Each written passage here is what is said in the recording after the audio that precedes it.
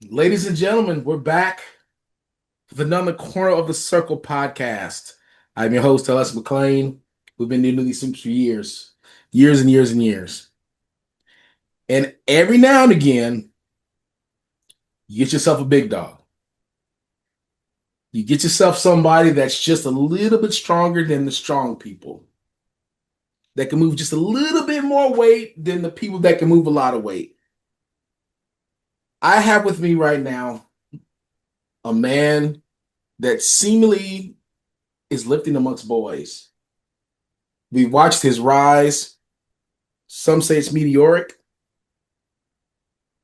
Some say it's just right on time. We've seen him throw around weight like it's literally warm-up weight. We've seen some of your favorite lifters be outlifted by this man, and we've seen this man become one of your favorite lifters. Ladies and gentlemen, help me welcome two-time national champion, world record bench press having on his way to Worlds for the first time, Mr. Devin Williams. Yeah. I appreciate that, man. You Hey, got the man, you got the appreciate it. announcement. You got the Hey, goosebumps going. Got the cinematics. listen, man. I don't think people understand what it's like to get ready for that first one.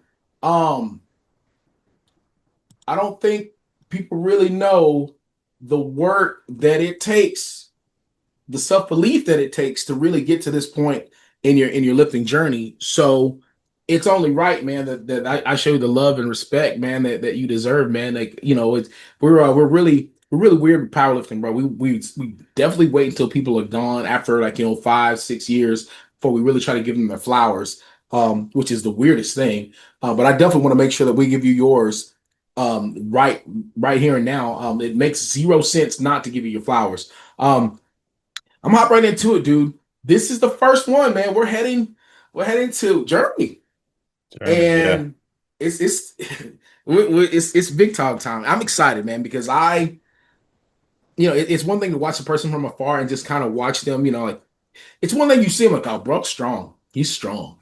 Like, man, when it all falls in line, it's gonna be. Oof. And then, like, to see you last year, Reno. No, no, yeah, Reno. I was like, whoa, Mhm. hold on, bro. Let's do this. Hold on, hold on, hold on. And then just to see it really started coming together, man. I want to say, at least when I was watching it, it looked like it started coming together like probably about 2 months out. I'm like, hold on, dude. This is. I mean, you've always moved. This is the thing. You've always moved very, very, very, very different. But it was like, hey, man, you're. I don't know, man. I feel like you were just moving at just a higher pace. It looks like the lifts looked like they were going really well. It looks like your confidence was like through the roof. And we all have our little hiccups here and there. Mhm. Um, but when you step onto the platform, like, hold on, man. Like, I don't know. I don't know. It for me, it looked different. And again, I guess I'm gonna ask you, as you're going into Worlds, looking back on nationals, did it feel any different than any other meets you've had before? Because I mean, you've won, on really on the biggest two raw stages that you can win on. Yeah, yeah. This one definitely felt different, um, for two main reasons. I think one is I was actually the favorite going into this meet, which was the Mhm. first time I've been a favorite at a large meet like this. So there's definitely some pressure that I put on myself, and that Absolutely. everyone else on the internet, who's involved in powerlifting, they see that I have the highest qualifying total, so they think, okay, Bob's not here this year, Rondell's a guest, this is Devin's to win. When in Right. reality, there's a lot of other hungry guys who want to take that spot too, and Absolutely. I do take pride in knowing that if there is an absence of the top dog, I'm next in line and I can move myself up to be the next top dog. So there's Absolutely. definitely some pressure there. And then obviously I don't know how much you're familiar with the whole situation with my son, but Yeah. he came a couple months early in the middle of Yeah. that prep, so that really threw a wrench into Yeah. things. But we made it through. Absolutely, absolutely. I mean, and like I said, I try not to put people's business out in the streets. I was like, I had a little Yeah. hiccup here and there. And it's really not a little hiccup. You got a little miracle. You got a miracle now. I mean, we both actually prior to this talking about just kids and that the miracle that they are. The crazy thing is, if you're looking at numbers and you're looking at just how your numbers are going, it's not really one of those things where, oh well, if Bob's not here, then it's Devin. It's really one of those things where, you know what, Devin's right there. Bob could be there, but it's still gonna be like, hey, it's gonna be a fight. Um, and I think that's been, again, for those of us that really enjoy the journey, watching you guys as you climb the ranks and really start gaining the respect that you so rightfully deserve. It's really it's fun to watch those numbers start to like be comparable just with everyone, any and everyone across the board. Don't get me wrong, there's a few people that are the 1% of the 1%, but Mhm. we're at that point now where, it's not like, oh, I'm a step away. You're literally like, you have a toe in the game now. You know what I mean? And it's like, you know what, you give this guy, give a five more blocks, four more blocks, and he's gonna be right there. Um, how does that? And I guess it's kind of cool asking, like, how does that feel knowing, like, you know what, man, I'm just a few preps away from being that dude, regardless of who's on the platform. Yeah, man, it's good. It's kind of like when you first start lifting, you always have that goal to like make it to IPF Worlds or win your first Absolutely. national championship. And everyone has that goal, but I don't believe everyone really thinks they'll achieve it. It's just something to work towards. But me, I had the goal and I believed I could eventually get there. Maybe Right. some things had to fall into place, but at the end of the day, my work ethic and where I've gotten from and where I'm at now, I Yeah. have the ability to push even the best to a breaking Absolutely. point where I could secure a championship. So it's definitely cool to be like that. And I'm kind of, I've been in the game for 6 years or so, and I'm at a kind of like a fresh point where, all right, I secured my first invite to IPF Worlds. Was this a fluke? Was it just because someone was absent? And maybe I'm optimistic, but it's like, I don't know, man. Bob comes back. I meet Rondell at Worlds. It's not just going to be a runaway. I'll give Yeah. Rondell's flowers. Dude's obviously super strong, but like, Absolutely. I haven't been healthy for literally like 4 years. Yeah. I'm getting to be the healthiest I've ever been, and my training is really starting to reflect that. Absolutely. And I'm not saying I'm gonna catch Rondell because if he sees this, he's gonna be in my DMs or something. But like, but like you were saying, give me 4 clean blocks of healthy training. Yeah. I mean, it might not be that big of a gap anymore. It might be everyone has to go 9 for 9 to avoid Absolutely. getting upset. And that's really what you want at the end of the day. You want to be at that point in your career, and you really want to be at that point in your lifting ability where, like, if I go and I put my best foot forward and my opponents do the exact same thing, somebody better not miss. If you Right. miss, then you know what? It's highly unlikely that you're going to come home, what I'm saying, with the crown, which is a great thing. At the end of the day, it's about competition. Mhm. And, it's weird. Like, I was talking to Gavin last time, and just saying, like, you when the 93s, you got about four or five dudes, and then you just have a huge gap, and then everyone else kind of playing catch up. With 120s, it's about it's about three or four of you guys. And then it's a gap, and then everyone else is kind of playing catch up.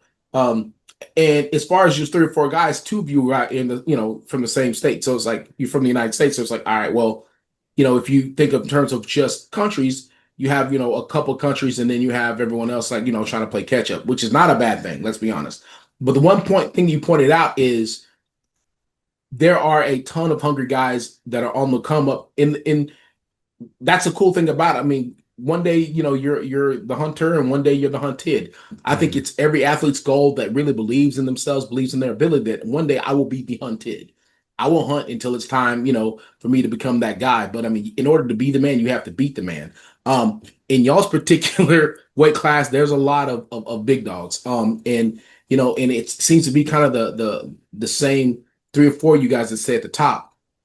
My question is this: there's also the lone wolf that I feel like the dude's like the boogeyman, and you just never know if he's ever going to show back up or not. And that's Dennis Cornelius. If All right. Dennis decides, hey man, you know what, I think I want to hop back in the game, then that adds a whole different realm to the game, because you're talking, all right, well, all right, so I know that Rondell, he's pretty badass overall. You know what I mean? I know that, Devin, he just keeps increasing. That squat keeps going up. That deadlift keeps going up. That bench is phenomenal. You know what I mean? And I know Bob, he's got a great pull. You know what I'm saying? Got a great squat. You know what I mean? Got a pretty solid bench. But then you have, guys like Dennis, like, hold on, man, like, well, Dennis can do it all.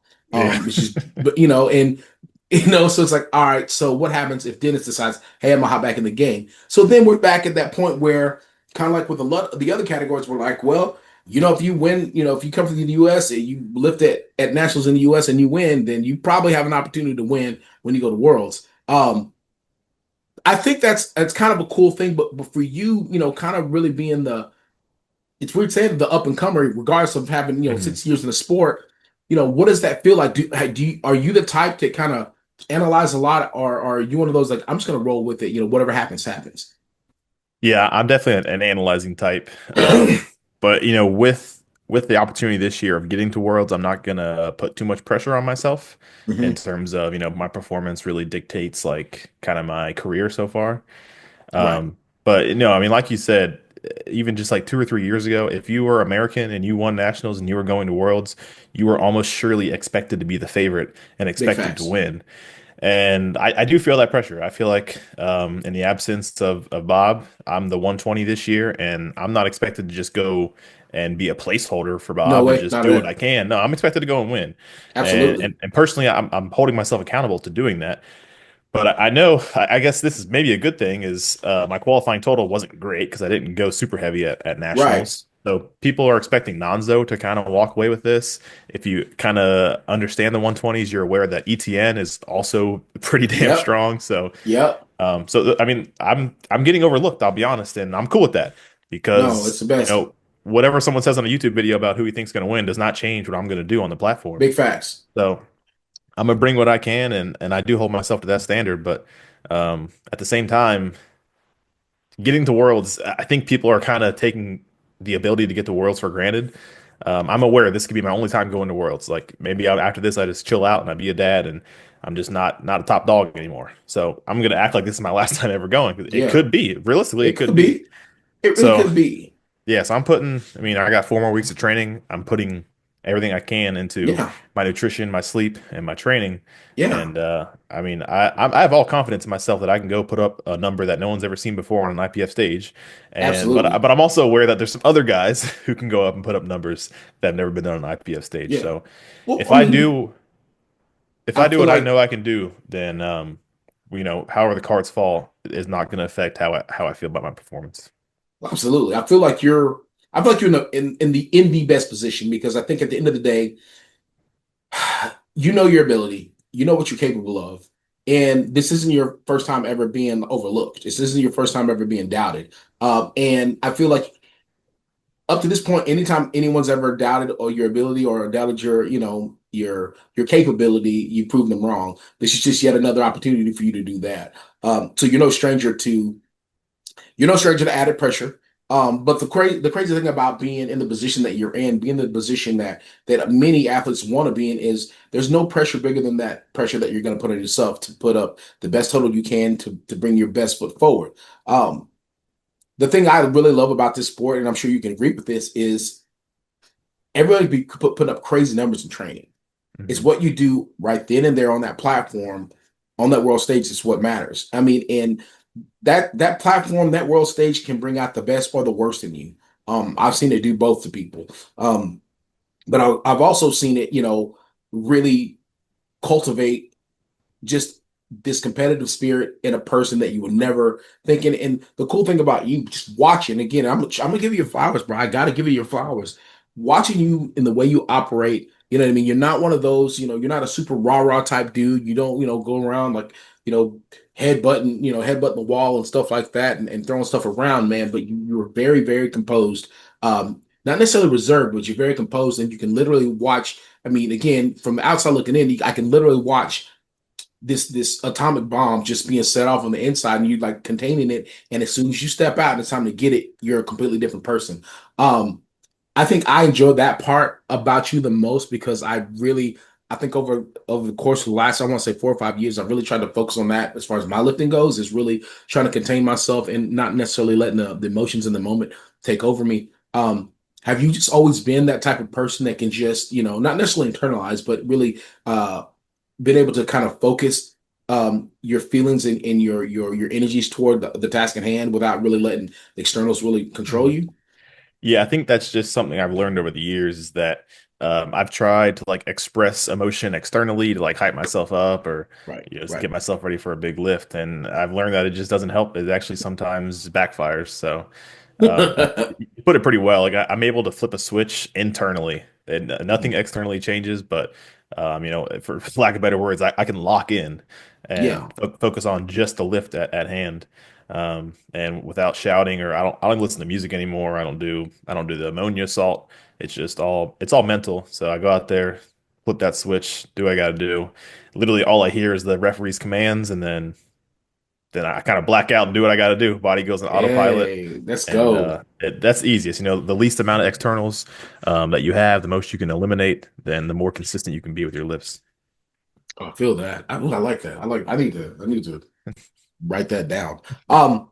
I mean, I'm trying to throw a million questions at you. I just got so many. So obviously, like you said, you're six years in the game at this point. For those of us that don't know your journey into powerlifting, how did you get into powerlifting? Yeah. So I mean, I was a college football player, athlete throughout my whole life, mainly Right. football. Um, but I got to my sophomore year of college, and I've been dealing with a lot of injuries that were from football, and it inhibited my ability to lift weights for football. And Yeah. I pretty quickly learned that I enjoyed lifting weights and building strength equally, if not more, than practicing for football and going out Yeah. there. It was D3 football, it wasn't glamorous, but you still enjoy your Yeah. sport. But Right. I learned that like it was borderline depressing to not be able to lift. I had some shoulder problems, so I really couldn't do much of anything. Ooh. So I made a pretty tough decision to just leave football behind and kind of pursue strength training. Right. But I still had that extreme competitive need Right. that I lost from leaving football. And I found powerlifting, and I had never deadlifted before. I was only squat and bench training pretty much my whole life for football. Yeah. So I was like, all right, let me learn how to deadlift. Let me put my hat in the ring here and start competing. And that started in I think 2019. My first meet was like a local USPA meet. Didn't know what I was doing. I didn't know what 24-hour weigh-ins were. So I weighed in and I didn't eat for 24 hours. So I thought I had to weigh in again the next day. Oh man, It was a mess, yeah. man. It was a mess. So, but I just did my first one by myself, no coaching, no program, and then I thought, all right, that was pretty fun. And linked up with the flex team. I'm with Mikey, and it's been pretty consistent climb ever since. Capturing two Tell you. national titles, a couple best lifters here and there, earned a little cash, some money meets, and it's been a pretty cool journey.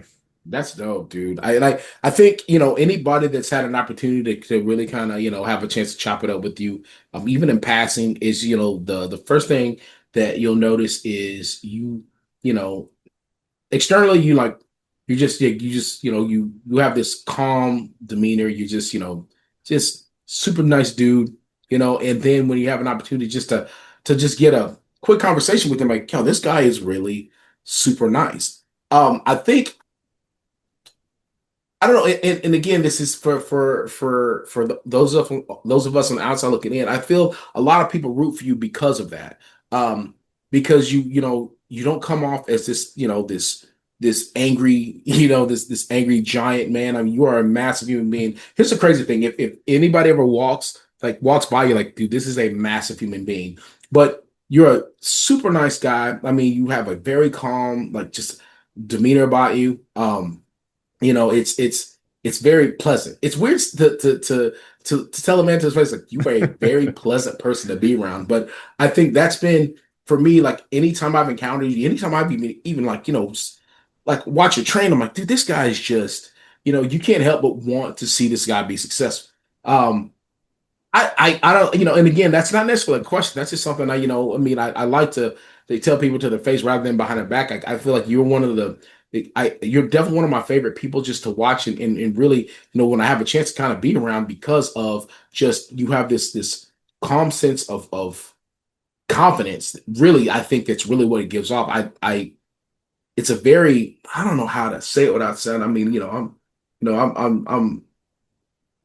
I'm on it right now. I really feel like, I mean, there's a very like it's I hate when people use this term, but it's very alpha.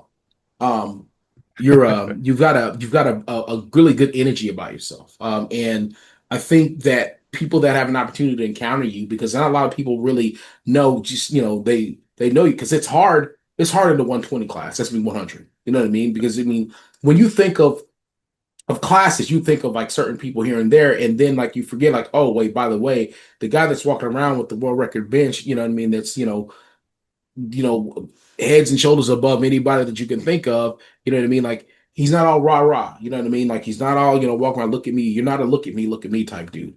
Um, you let your work speak for itself. And I mean, you have been, weird saying it, you have been quietly putting together a string of wins and a string of accolades that's really second to none. Um, what's that? And again, I mean, and it's again, it's just kind of me, talking, thinking out loud. But I mean, um, it does that feel? I don't know. How does I guess how does that feel when to hear, like, when somebody's like, I mean, I just think you're such a nice dude. I don't know why you don't get more shine. Like, I think that should be my question. Being No, such a nice guy. I appreciate that, man. Those are some kind words, and I have a lot of respect for you. So I appreciate hearing that coming from you. Um, but I mean, I think with the newer generation of powerlifters, everyone's on social media, including myself, and Yeah, sometimes the loud slamming the barbell, screaming, no ammonia. Sometimes yeah, that real flashy stuff gets you the clicks and the views and the followers, and I won't lie, I've maybe dabbled in trying to be hype and make some flashy content to get some views, but it just doesn't work. It's not yeah, genuine. It's not who I am. So I'm just sticking to who I am. I'm not a hype guy. Keep it pretty chill. Keep it pretty calm. Very yeah. level headed. And I think a lot of there's some new lifters, but there's also some guys who've been in the game for a while who that's their vibe. They're not they're not headbutting concrete walls before they lift. They're just enjoying their life and strength training and enjoying the process, and that's all I do. Absolutely. So it's reassuring that being genuine is still beneficial nowadays. Oh, absolutely. I think that's a lot of what we see now, it's person versus persona.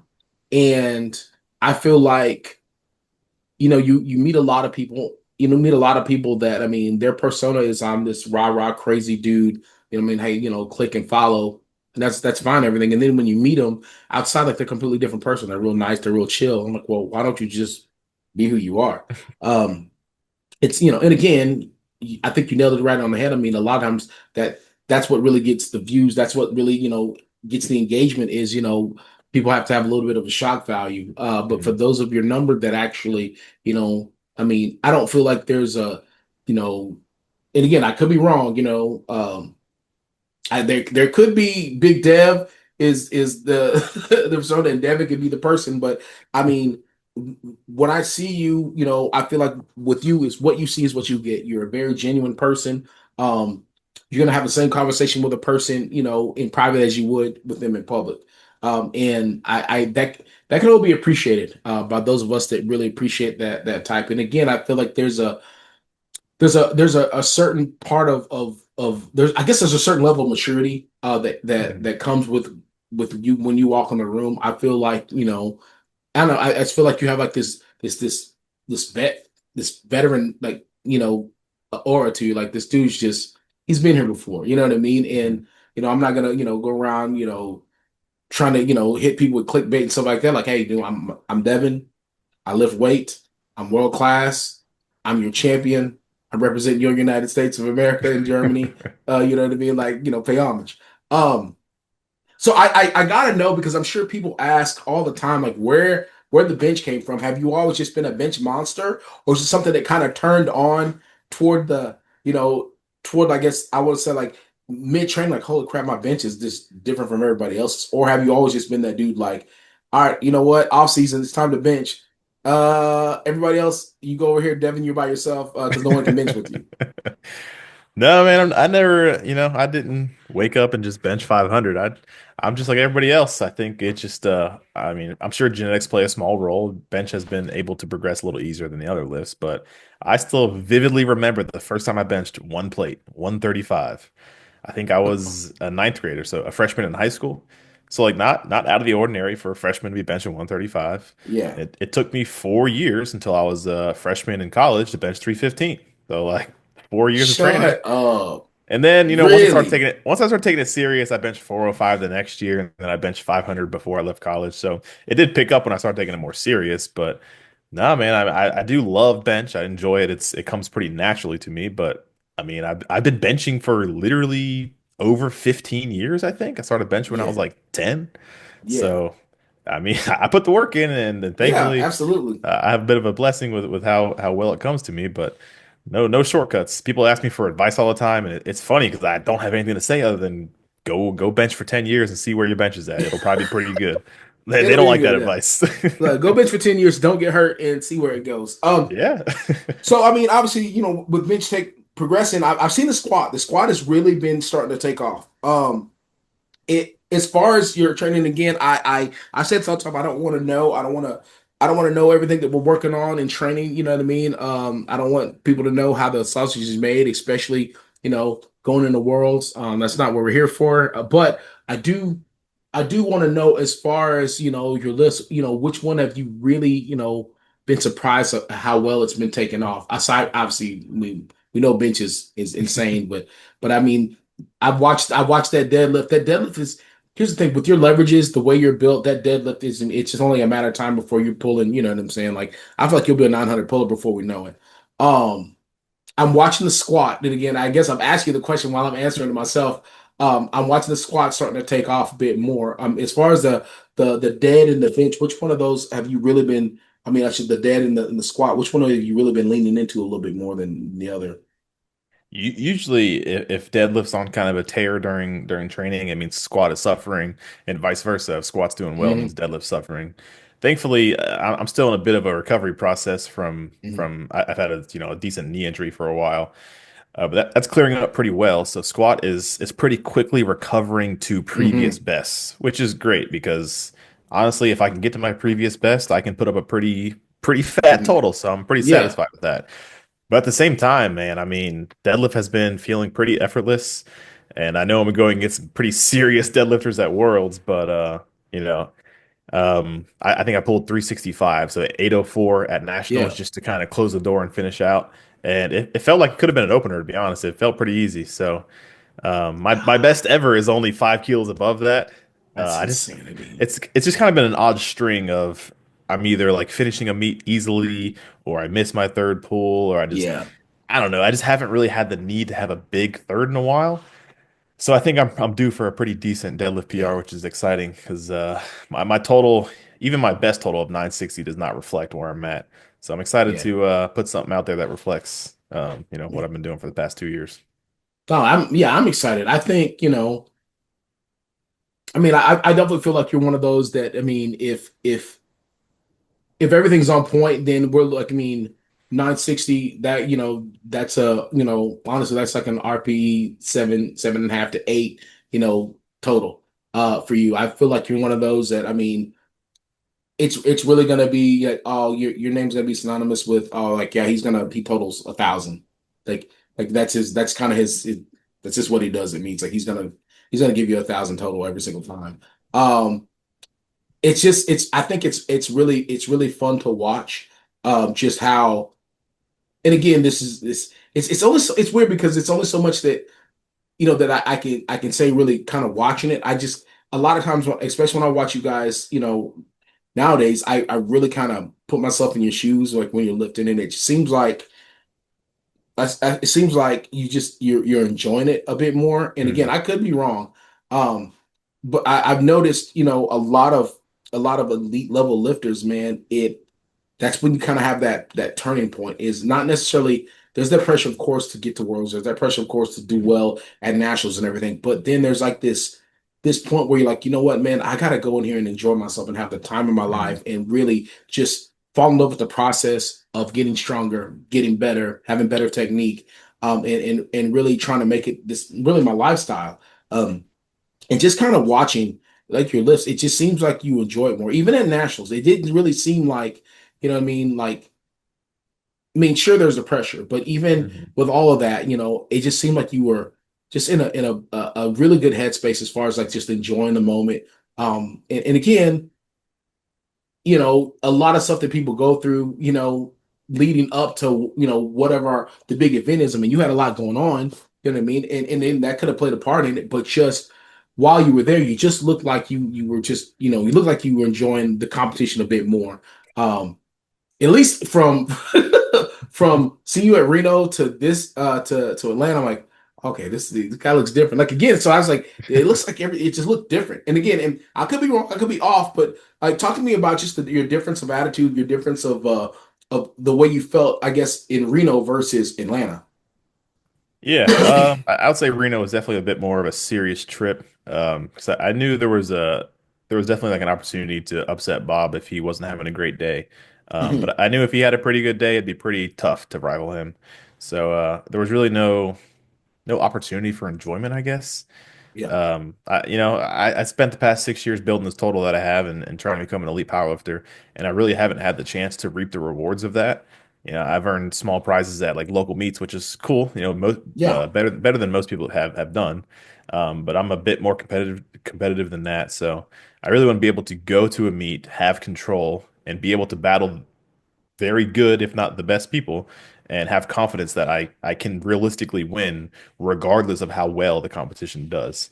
So it wasn't that I fell back in love with the process, but that I really enjoyed that I was able to reap the rewards of the work that I put in over the past 5+ Mm. years, and really be able to be competitive against really good lifters, with something on the line. There was no guarantee that I won nationals. Jaden Edwards extremely strong, Mike T veteran, Reagan Absolutely. strong guys, a lot of strong guys that could have had a really good day and just pushed me to where I couldn't beat them.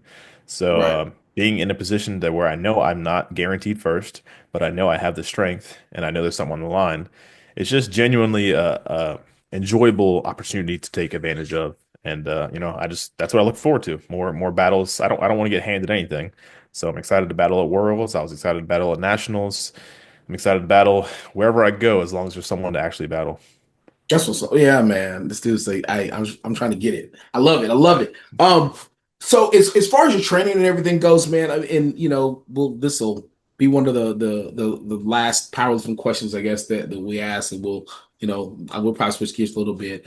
Um, has there really been, and I guess I'm thinking back on just, you just talking about like, it not necessarily a change in enjoyment or anything like that. I guess my question would be, has there been like I guess a mental shift at any point in your training, or I should say, not necessarily in your training, but just say from Devin 2 or 3 years in versus Devin that's got 5 or 6 years of experience under his belt now.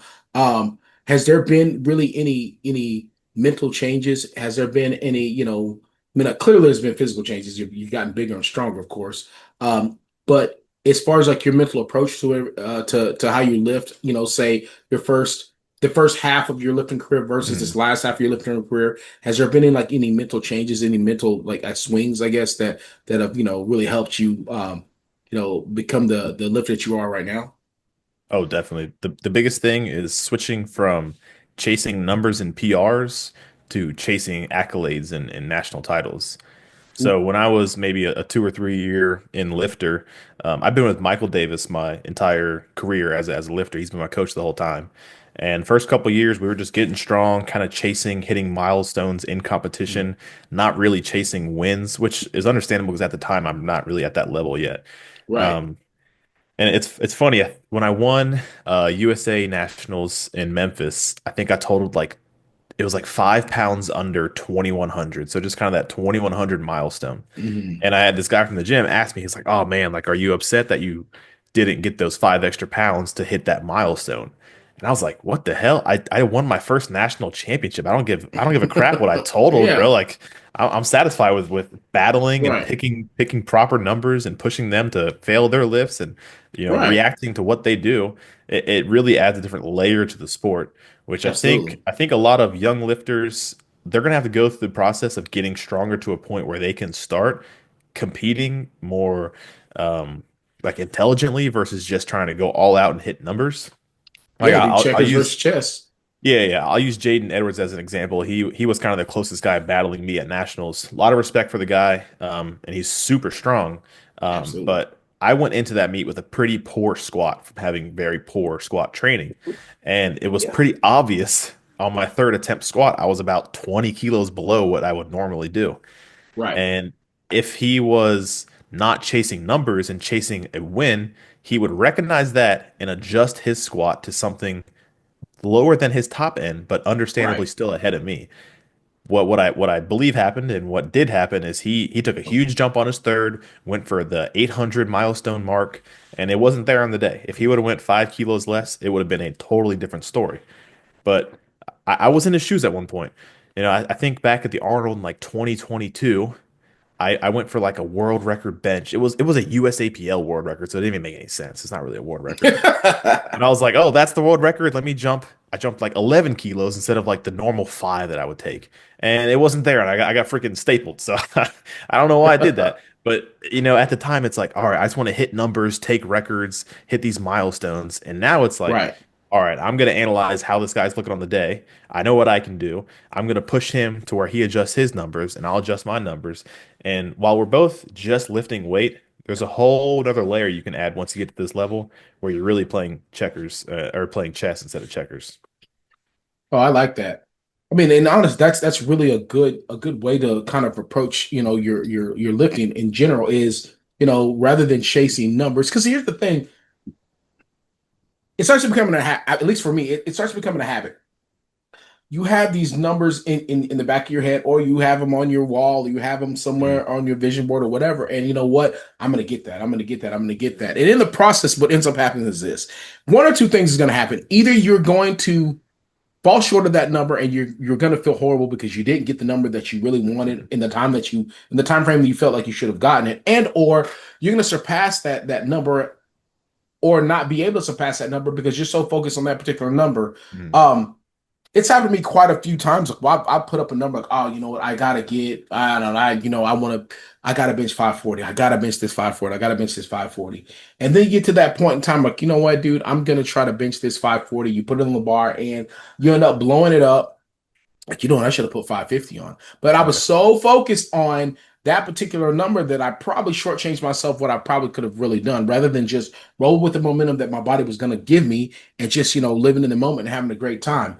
And you're right. When you get to the point where you start, really focusing on, those trophies that you can hang on the wall, those accolades that you can acquire, the numbers don't even matter then. Because here's the thing, Mhm. it's they never said like, oh, do, Devin Devin world champion benched 585. Devin world champion, pulled 850. Like they literally it's Devin world champion Right. 2025, 2026, whatever, whatever it is. Hopefully this is foreshadowing. Maybe it's 2025. But you're right. When you get to the point where you stop focusing so much solely on those numbers and start focusing on maybe the number of accolades that you can acquire because you put in the work, then I think it's definitely a game changer. I really like that. And I'm hoping, younger lifters that are watching and listening, they really keep that in the back of their heads is, even if it's a local, you know what? I'm going to win this local championship. Awesome. My next goal is I'm going to try to get to this regional championship. I'm going to try to, place and or win it. Cool. You know what? And if I get this opportunity and I qualify for nationals, I'm going to go to nationals. I want a podium. Maybe that next nationals, you know what? This next time I want to get, I want to get top two. And who knows that next time you go, you might be the one that's standing at the top of the podium. And, you get handed that, that invitation to worlds. I mean, it's honest, dude. I love that. I've never in all the years that I've done this, I never really thought about like, hey, let me focus on the accolades that I can acquire rather than the numbers. I just was like, let's just follow up the process. That's my thing. I'm just gonna follow up the process. If the accolades come, cool, they come. I really like that, dude. I hold on, no, hold on. You think I'm joking, man? No, no, no. It's good to have your goals and to chase those round numbers, but No, those man, numbers are as arbitrary as any other number. yeah. Let's switch gears a little bit, man. So you're a father. I Congratulations. am. Thank you. Um, And I mean, so how has that, just being a father, um, I mean, sure, I mean, it's the dumbest question ever, but I mean, I'm gonna hang it up there for you. A little Wade LeBron James real quick. How has that affected the training, and how has that affected just your powerlifting journey, just being a dad? Honestly, it was rough. 'Cause I won't get too deep into it, but he was premature, so there was some Hmm. time spent at the hospital, and that directly interfered with sleep, nutrition, training. That sucked, and thankfully everything's turned around, everything's good now. So, um, since he's been home and the routine's been pretty normal. Honestly, if anything, it might have helped training a little bit. Because when I get into the gym, I know I have a set number of things to do, and the sooner I Yep, get them done, the sooner I get back home to my family, and I can chill out and hang out and be a absolutely. dad. So, I'm not going to be with my kid 24/7, Yeah, 365. So there's got to be some time that I spend away from him. And if I'm going to enjoy the time of going to the gym. It's a bit of a luxury. If I'm going to enjoy that absolutely. luxury, I'm going to, take full advantage, get my training in, chop it up with the fellas when I have some extra time. But, I'm not going to sit around and, just twiddle my thumbs. I'm going to get Yeah, my work done. And honestly, it's just led to like more enjoyment of the gym, less time in there, but getting just as much work done, working up yeah, more of a sweat, just kind of getting back to the roots of why we're lifting weights, break a absolutely. sweat, get tired, feel strong, chug a protein shake and get home. It's good. Yeah. My coach used to tell me was when we first, I don't know, not our first, man. I was freaking out because I also used to be able to go to the gym, kind of like you said, twiddle your thumbs a little bit. You know, and me, it was nothing for me to go and spend 3 hours, sometimes four. I mean, and Yeah. realizing that half of that time I'm just talking, of course, and and and I kept telling myself, dude, there's something. I just, for some reason, it doesn't feel the same. I don't feel like I can train the way I used to train. And the coolest thing he said to me that I can't forget. If I forget, I need to be slapped in the face. Was you have to accept that your life has changed now, and accept Mhm. the fact that you don't have that time that you used to have, but rather you can utilize the time that you have and spend the time that you used to waste on Mhm. something that matters. I'm like, what? Accepting that your life is different. Like what? I have to accept that my life is different. I have to accept that there's someone that's depending on me, and it's cool because I'm sure you can attest to this. Like you go in, and especially if it's a great workout, awesome. If it's an workout, you're like, you know what, dude, this training session low key sucked, but I know that I have somebody waiting for me when I get home. That Mhm. it doesn't matter. I think the coolest thing, man, and those of you that are parents, those of you that have children, those of you that aspire to have children, I will tell you the dopest thing ever is if you have a horrible session, those kids don't care, bro. Like as soon as they see you, they light up, right? If you have a great session, they still don't care, but they're just as excited to see you. You know what I mean? And I think that's been the cool thing. For obviously for me, is just knowing that okay, despite what goes on in the four walls of this gym, I got somebody that's going to be excited regardless. I just got to give them some milk, give them a few snacks, and they're great. Um, what's been so far the coolest thing about being a dad?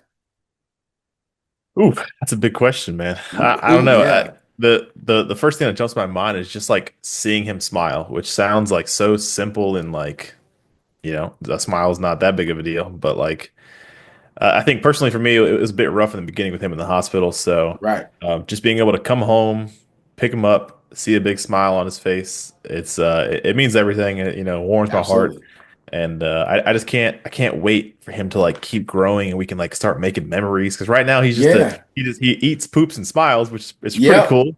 But like man, like soon, like we're gonna be outdoors making memories. We're gonna be inside yeah, doing DIY stuff, making memories. I'm gonna take him to the yeah, gym for the first man, time, make memories, and it's like I get the opportunity to raise the best human being I can possibly raise. absolutely, And like I'm all for the challenge. I know it's gonna be a challenge, but I'm all for it. I'm all for putting someone into this world who will make it a better place. And it absolutely. sounds kind of cheesy, but it's like it's true and it's exciting. You know what? I think you echo a lot. I think you echo what a lot of parents feel right now. Is we have the opportunity to raise some great people. Mhm. Um, and in order for the world to be better, we have to have better people. It just is what it is. Has has having him made you softer? Are you a crying type? Or have you hit that point where like, oh my God, he smiled at me? You know what I mean? Like he's Yeah, I mean, I got my emotional side. Maybe when he hits like a big accomplishment, he might get a tear out of me. But you know, That was it's like, I'm really holding on to hard. those. Yeah, I cried all my tears I had when he was first born. So it's if I do cry, it's gonna be tears of joy for sure. Absolutely. But it's just it's so exciting to know that and I have a wonderful wife, and I believe with the both of us we can raise someone who very Absolutely. respectable young man, hopefully follows Jesus just like me, and Absolutely. can just genuinely be a good person, and just make some good decisions, and push this world a little closer to paradise. I love that. I love that. So, I mean, we're going to swing into that. I mean, I'm not going to let that slip through the cracks. Um, so you're a man of faith.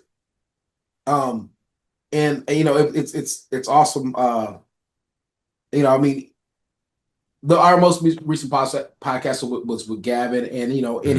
he had mentioned a lot of how his faith, especially this time around, going to nationals, this time around, with his training, these last year or so, is really he's really relied more on his faith and really relied more on God, to really kind of order his steps, to guide his steps. Hmm. Um, Being a man of faith, I mean, and again, I never try to put words into people's mouths. Um, how important of a role does that play? Not just in your training, but just in your daily life. I mean, it's everything. And I think most genuine Christians would say that, but I mean, your faith dictates essentially every single thing about your day. And I mean, I know as I'm raising a son, you can't force someone to accept Jesus. Mhm. You have to live a life that reflects Jesus, and hope that sparks some curiosity and leads them Absolutely. to who he truly is. Um, but even more so with just my son, powerlifting takes up a large chunk of my life, and I put myself out on social media. And I got I got church friends that follow me, I got work friends that follow me, I got powerlifters that follow me. So I can't be fake. Yeah. I can't act like I never slip up or curse or say something I shouldn't say. But at the same time, I got to hold myself to a high standard because, Ooh. while I'll never be close to how perfect Jesus was, I cannot claim to follow him in his words if I'm just spewing profanity and being rude to people and Yeah. promoting stuff that just doesn't reflect him. So, Nah, I man. pray often that, Lord, regardless of what I'm doing, if it's something as simple as lifting weights, give me the opportunity to speak to someone or represent you in a proper way that Absolutely. moves your kingdom 1 millimeter forward. That's all I ask. All right, man. That's you. Yeah, you definitely speaking to me. I think that's always a hard part. Just as a Christian, as a man of faith, is just no, not being fake, number one, but then, Mhm. trying your best not to come off hypocritical.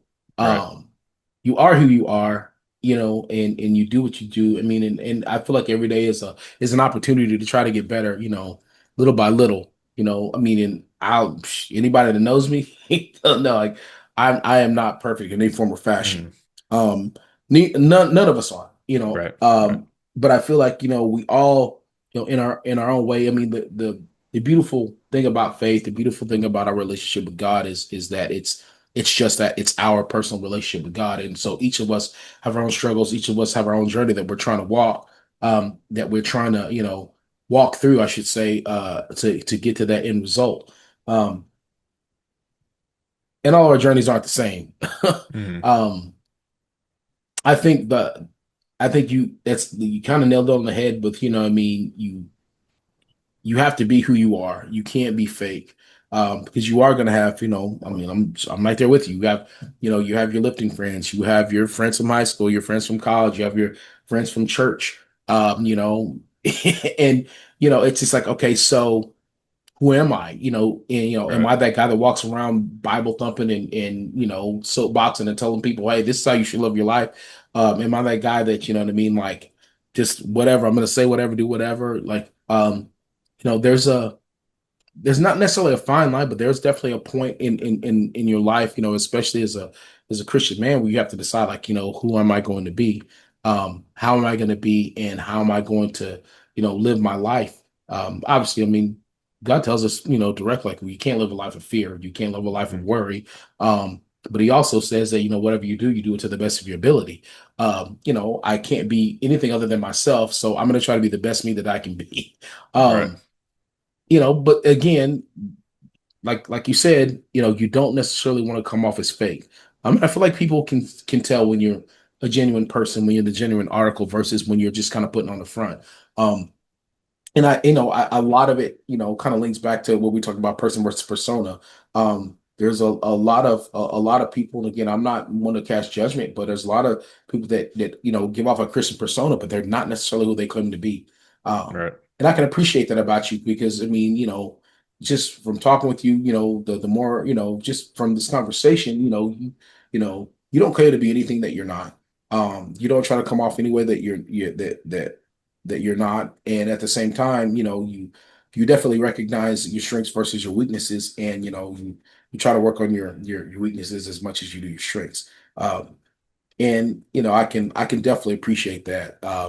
Fact that you are a Christian man, that you are trying to raise Christian offspring, and really try to impact this world in the most positive of ways. Um, has that always been something that was a part of your life, like your Christianity? Is it something that you discovered? Was it something that it's always been in your life, or what? Not exactly. My immediate family, I think they would claim they're Christian, but we never really like went to church or opened up our Bibles together or really did anything that would make someone who didn't know who we were think we were Christian. Mhm. Which I'm not going to bash my family or anyone who does that. Everyone kind of has their own path. Right. But for me, it felt not fake, but not genuine. So, Right. thankfully, throughout high school, I got connected with some friends who were involved in an organization called Young Life. It's just Hmm. a Christian organization, essentially church for high schoolers. Yeah. Kind of try to make church fun. So I got linked into that, and through that, I ended up going to the, for lack of better words, church camp, which I think Yeah. kind of has a goofy connotation sometimes, but it is genuinely one of the first times I heard the gospel and understood who Jesus was, and really gave my life to him at that point in high school, which was That's awesome. fantastic. And as a high schooler, doing that it's a big deal regardless. But you might not follow up on that decision quite as much as you would think. So it was nice to learn who he was and set myself towards a path of following him. But throughout college, I faded a little bit, but I got connected with another organization in college, which was great. And I ended up launching a Bible study in my fraternity, which is a really cool story because I That's never awesome. I never thought I'd be in a fraternity. To be clear, I went to a engineering only school, so it was very nerdy. It's not like some big party school. Um, but, but at the same time, a frat is a frat. So it's a lot of Right. alcohol, chasing girls, just trying to have a good time. Not really a Christ-centered organization. So it was cool to kind of come out of my comfort zone, launch a Bible study. It was, I don't know how successful you want to claim a four-person Bible study is, but it has since grown not from my doings, but from the successors, whoever came after me. They kept it going, and it's really grown. So it's really cool to see how it's just simply planting a seed can bear some significant fruit over time. So That's that's awesome, that's really man. cool. And That's then dope, dude. with my wife, since we've left college, we got plugged into a local community, and we've been doing as much as we can to volunteer and be involved, and it's been nothing but a blessing to just be able to represent God and get the opportunities to go help others. So we've flown to Europe to do mission trips. We've done preschool, vacation school, or whatever PBS is. So got to hang out with the younger community and teach them who Jesus is, and just a lot of cool things. Meet a lot of people. That's awesome, dude. So it's truly a blessing, and I'm not worthy of the opportunities that I'm given, but I'm going to take advantage as much as I can, and it's really Absolutely. cool. Absolutely, man. That's awesome, man. That gum. I could talk to you for hours, man. I'm loving it. Um, I won't look take up too much more of your time, man. I will we'll hop into these questions, man. The traditional questions. Um, all right, here we go. Number one. If you were stuck on a deserted island, what are three things you would bring with you and why? And you're on. Yeah, I saw these. I wasn't sure if we were actually going to talk about them, but Oh yeah, we're uh, definitely doing these. I thought about it a little bit. First thing would be my Bible, which is a cliche Christian answer. But Yeah, but I mean, it's what I wake up to, and it's something I yeah, read every day, and it's calming, and I'm able to learn, I'm able to connect. So it's kind of hard to follow Jesus without his word. So absolutely. the Bible number one, and then I went. Am I allowed to bring a human, or does that not count? Yeah, yeah. I Okay. mean, yeah. Well, I guess if my wife is at home safe, I probably wouldn't pull her out to the island with me. But maybe in this scenario, I'll bring her with me. Just Okay, because she's it's your the wife. probably the most beneficial thing to me. Yeah, yeah. I mean, she makes me better in every way. So I got God with my Bible. I got my wife out there, and then probably just like a knife, a machete, or something. Got to create shelter, got to get some Yeah, you food, got it. maybe Yeah. create some sparks for a fire. It's a pretty So handy we tool. got the Bible, we got the wife, and we got a knife. I mean, we're back to Adam and Eve. It's all you need, That right? pretty much, yeah. You pretty much is what you. This guy just described the Adam, the Garden of Eden, pretty much. Yeah, I'll make sure she don't eat the apple. We'll be good. Like, baby, you stay away from the fruits. That's what's up. So we got the Bible, we got the knife, and we got the wife. I'm with that. I like that. I like that. You know what? And I am literally going to that. This is going to be the name of the episode: Bible, wife, and knife. Hey, That's that's all you need.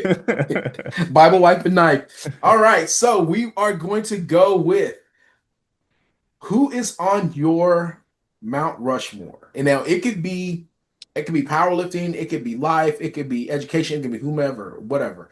But who would you have on your Mount Rushmore? Oh man, that's a crazy question. So we got four? Is that it? Got four. Got Mount four. Rushmore? All Yes, right. Well, sir.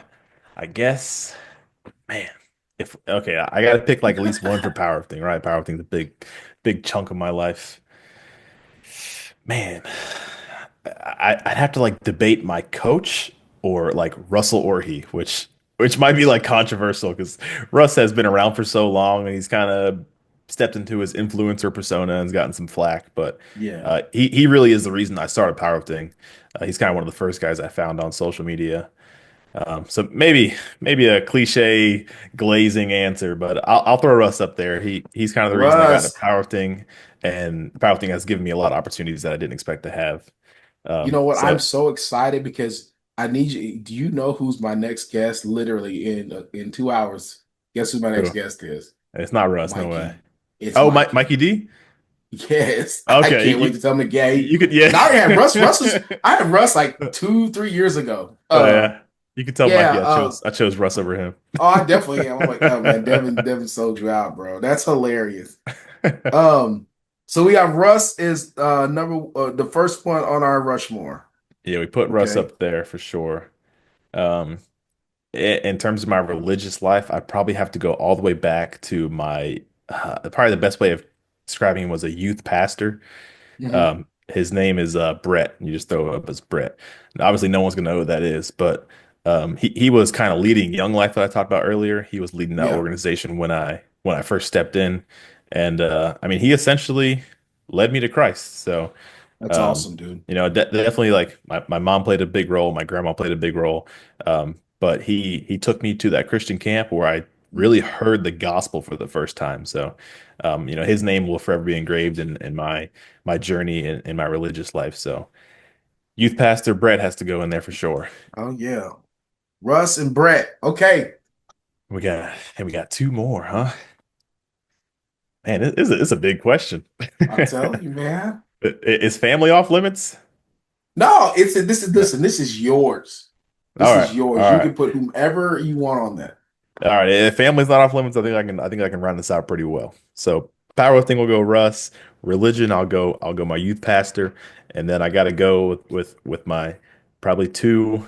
It's kind of weird to rank family, but my two most impactful family members, my mom and my wife. Oh I yeah. Listen, I here's the thing.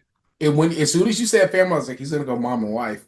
That's kind of a that's just that's you know what I mean? Like, Yeah, yeah. yeah, Like I said, like I'm not ranking my family, but I mean my mom, just like any good mom, she made a lot of sacrifices for me, absolutely. brought me up in a proper way, gave me the opportunity to go to college and really live the life that I'm living now, which That's is more than awesome, I more than man. I'm deserving. So it's Shout out hard mom, to yeah, dude. hard to give her the credit she deserves, but shout out mom. And then It's and then the wife, man. yeah, Come on, yeah. give her her flowers. Wife has to get the flowers too. I mean, it's too hard to describe how beneficial ain't the right word because that feels like I'm just benefiting, but just mutually amazing it is to have someone who is driven not just in terms of being a good person in this world, but also in her faith too.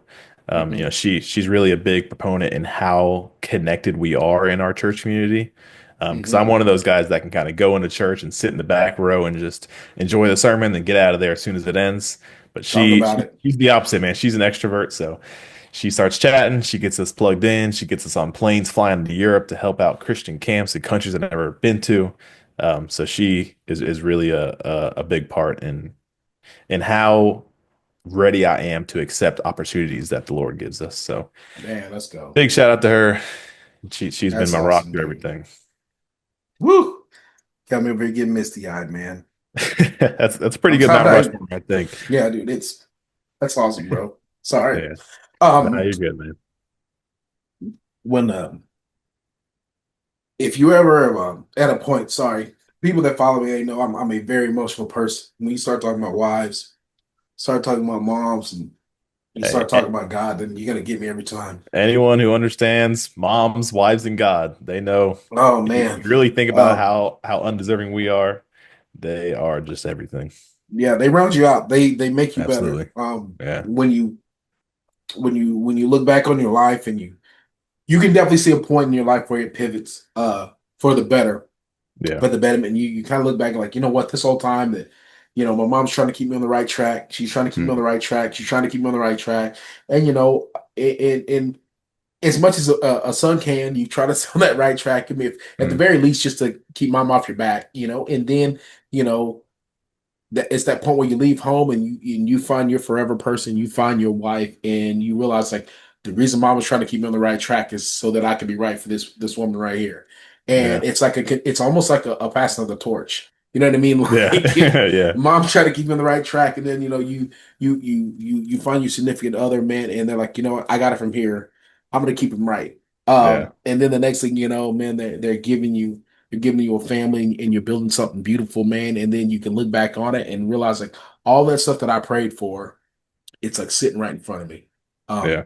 so as you're talking, that's really what I was thinking about. Like, God, this dude is speaking my life right now. Um, we got one more question, man. I'm gonna get it together, send it together, man. Um,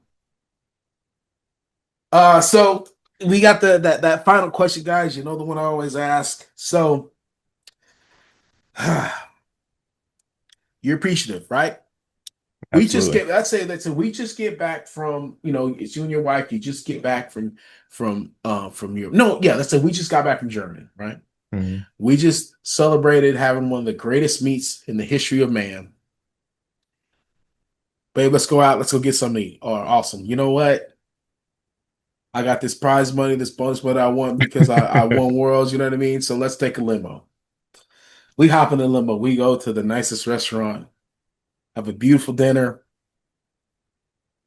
You know what?